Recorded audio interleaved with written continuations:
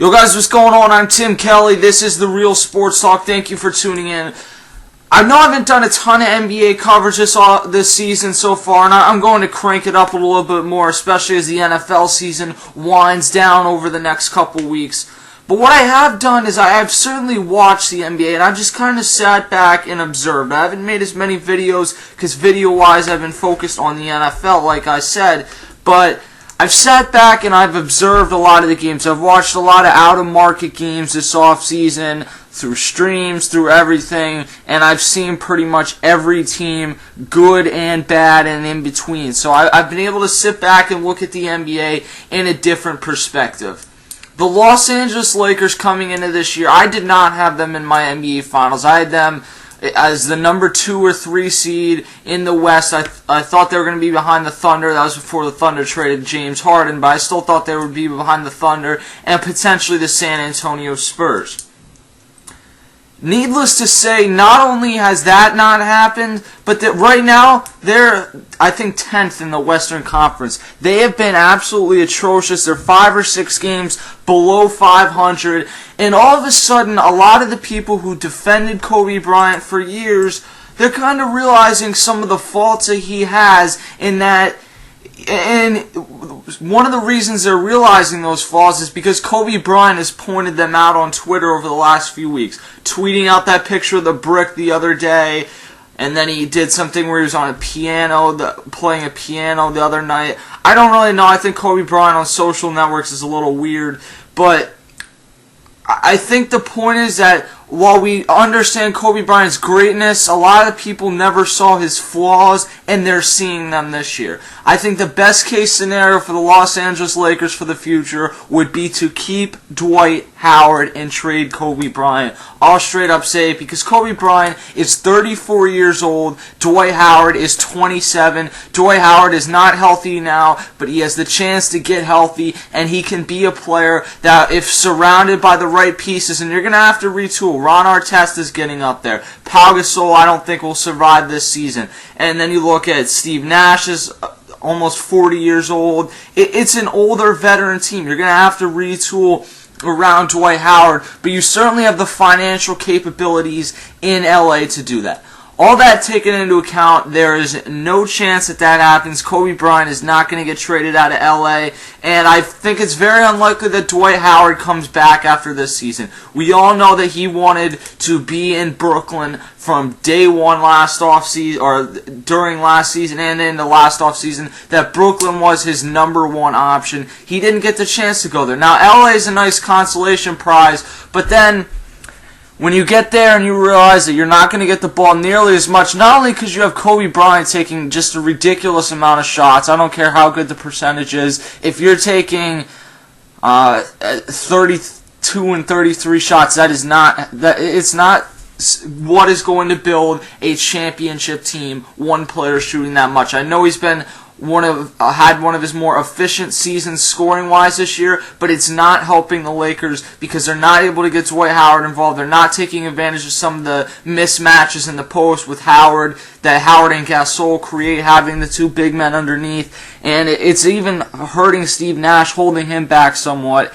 And I just think that the Dwight Howard experiment in LA hasn't worked. Now, it's not just because of Kobe Bryant, it's not just because of Mike D'Antoni's system, it's because Dwight Howard is still really, he's not as explosive as he was in Orlando. His back is still not at 100%. I would assume his back will get better, and it's gotten better over the season. I've noticed that, but I will assume that by next season he should be at 100%. I don't know that. Maybe this is a little bit more chronic. One thing I have realized this year, though, is that maybe Dwight Howard needs to be that number 1 option. Maybe it's not like in Orlando where he's the number 1 option and then you're throwing out Hedo Turkoglu and a team that made Dwight Howard want to leave. But maybe it's a situation where he needs to be that 1A option. And yeah, get him a 1B option, but you know that Dwight Howard is your number 1 guy on this team for most of the game, except late in the game, because you can't trust him at the free throw line when it counts to make the big free throws, because he's been horrendous from the line, not only this season, but throughout most of his career. It's just been pointed out a lot more this season.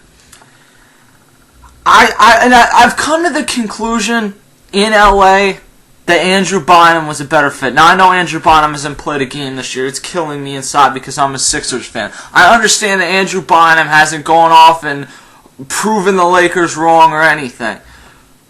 But I'm just using Andrew Bynum as an example because he worked better with Kobe Bryant. I think he was willing to take a little less ball time. And Dwight Howard is not. He came out of last week, I think it was, and talked about how he did not think he was getting the ball enough, and he is absolutely right. I know he's since apologized for saying that, but the bottom line is that this team would be most successful with Dwight Howard getting the ball because Dwight Howard, at this point, is probably the most talented player on that team. Now, Kobe Bryant's probably had a better overall season because Howard's not as healthy and Howard hasn't gelled with the Lakers, but I think Dwight Howard is skill-wise the best overall player on that team, and Andrew Bynum fit in better. Now, since then, Andrew Bynum's come out and said that his growth was stunted by playing with Kobe Bryant. So I think it all comes back to a general theme that this isn't a Kobe hate fest, but if you have all these guys saying you're not getting the ball enough, that Kobe Bryant cannot work with another superstar on his team. That's what I've realized over the course of this season is that with another superstar, Kobe, unless the superstar is willing to just sit back and pretty much not be a superstar anymore, almost the way that Dwayne Wade has become with LeBron James, where you're still a star, but you could be a lot better. You could average 2 or 3 more points a game, a few more assists, but you're stepping back because you have a better chance to win a championship. And I don't see that happening because Kobe Bryant is not going to do the things that LeBron James does if you sit back. He's not going to get as many assists. He's not going to be as efficient shooting. He's not going to get as many rebounds.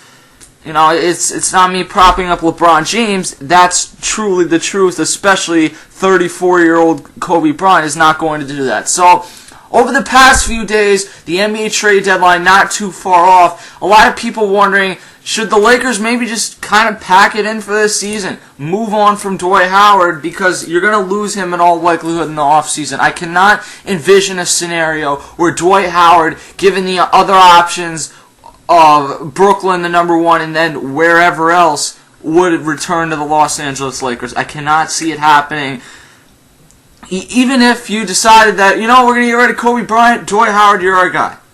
Dwight Howard still doesn't have a steady core around him to build for the future like he could potentially have in a place like Brooklyn. So I think it's a situation where people are saying, you know what, they should just stand pat, the Lakers are going to turn it around. You can't lose a guy like this in free agency. You gave up a big player in Andrew Bynum. I think you can go out, you can get something still at the deadline, and there's a few options available right now.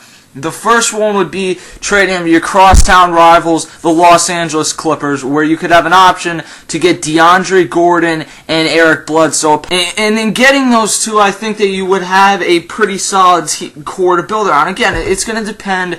I think DeAndre Gordon would almost be the right type of piece to work with Kobe Bryant because he can play very well, and then getting Bledsoe would be a nice piece to add in. That being said, you want to see Dwight Howard go to your crosstown rival, play in the same building as you, and basically beat you and make you look bad. You probably don't want to see that happen. The place that it all comes back to me is Brooklyn, and you have two pieces that you can build a trade around. You have Marshawn Brooks, and then Brook Lopez, who I think is having just as good a season, if not better, than what Dwight Howard is having. The only spot in Brook Lopez's game that is not at the level of Dwight Howard, at least this season, is the rebounding, and it probably never will be. But this year, to Dwight Howard's 17.1 points per game, which has to do with not getting the ball as much. Normally, you'll see him average over 20. Brook Lopez has 18.5 points per game. Dwight Howard's 12.3 rebounds. Brook Lopez is 7.4. That's really the only area where there's a huge discrepancy between the two players. Blocks are close. Dwight is 2.5 per game. Brook Lopez is 2.1. From the free throw line, and this is big because of how bad Dwight Howard's been, 50% from the line is atrocious. Brook Lopez has shot 74%. That's pretty decent for a big man. So I think that it all comes back to Brooklyn. I really think that is a chance where you're going to recoup two really good players in Brook Lopez and Marshawn Brooks, and maybe another throw-in piece. And I don't know if they're going to work with Kobe Bryant. That's what it all comes back to at this point, is can they work with Kobe Bryant? And you're not going to know that until they are in the system. But you need to, if you're going to move on from Dwight Howard, make sure you get the best available package. And while Eric Bledsoe and DeAndre Gordon might work best with Kobe Bryant, Kobe Bryant's 34 years old. You're not building your team around him anymore, especially when he continues to say that he might retire after next season. You're building your team for what is going to make you most successful in the future, and when you have the option to get a 24-year-old like Brook Lopez, I think that would be the option that makes the most sense for the Los Angeles Lakers for the long term. Two other places to keep an eye on if he were to reach free agency, which I don't think is likely, but keep an eye on it. The Boston Celtics would be my first one. I think this is a long shot, but Kevin Garnett likely will retire at the end of this year. You have a core with Rajon Rondo, Paul Pierce, but then you have some younger guys like Avery Bradley. You have some pieces to work with there. Working with Rajon Rondo, I think he could play well. I think that's a place where Dwight Howard could be in a pretty big market, play well. I like that idea of Dwight Howard in Boston. Well, I don't because I'm a Sixers fan, but I think that it could work well for Dwight Howard. The other place are the Atlanta Hawks, who now have GM Danny Ferry, former GM of the Cleveland Cavs, in there. And what he did in his first offseason was he cleared out a lot of the bad contracts, traded away Joe Johnson. Very possible he could trade away Josh Smith still, and if he doesn't, then Josh Smith could be a piece to entice Dwight Howard, because Dwight Howard is from the ATL. He would get the option of being the number one guy, but also having some decent pieces to work around him. Guys like Kyle Korver, Lou Williams, who's out for this season, but you have him for next year. I think that's another place where you could potentially see Dwight Howard land. But realistically, I think that Dwight Howard has always wanted to be in Brooklyn, and my guess is that whether it's via trade or in free agency this offseason, Dwight Howard will end up in Brooklyn. I'm Tim Kelly. This is A Real Sports Talk, and I'll see you guys later.